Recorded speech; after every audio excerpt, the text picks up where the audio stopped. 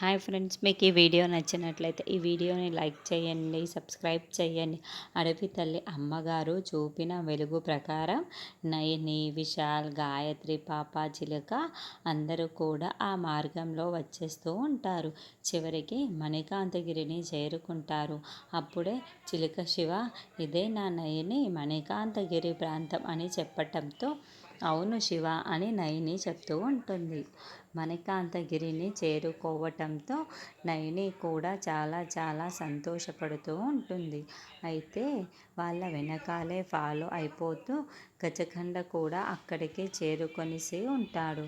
నయని, వచ్చేసావా?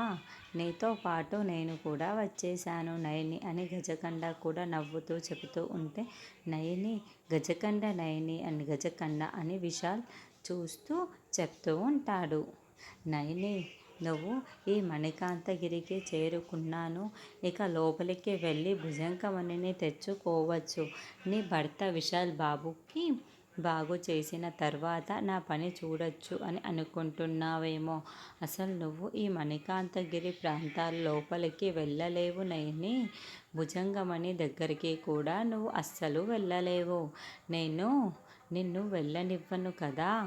నన్ను దాటుకొని నువ్వు ఒక్క అడుగు కూడా ముందుకు వెళ్ళలేవు నయని. ఆ భుజంగమని కూడా నా సొంతమే అని గజకండ చెప్తాడు. ఆల్రెడీ మణికాంతగిరి ప్రాంతం లోపలికి వెళ్ళటానికి అక్కడ అగ్నిశకలు కక్కుతూ ఆ దారంతా కూడా అగ్ని కీలలతో నిండిపోయి ఉంటుంది. అప్పుడే గజకండ ఓం భీం భీం పుష్ అంటూ మంత్రాలు చదువుతూ ఆ దారినంతటా కూడా మూసేస్తూ ఉంటాడు. అంటే అక్కడికి నడుచుకుంటూ వెళ్ళే దారి మొత్తం కూడా కింద విరిగిపోయి పడిపోతున్నట్లుగా మనకు చూపిస్తూ ఉంటారు.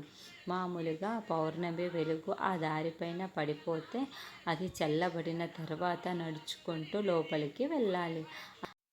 గజకండ అక్కడ దారే లేకుండా చేసేస్తూ ఉంటాడు.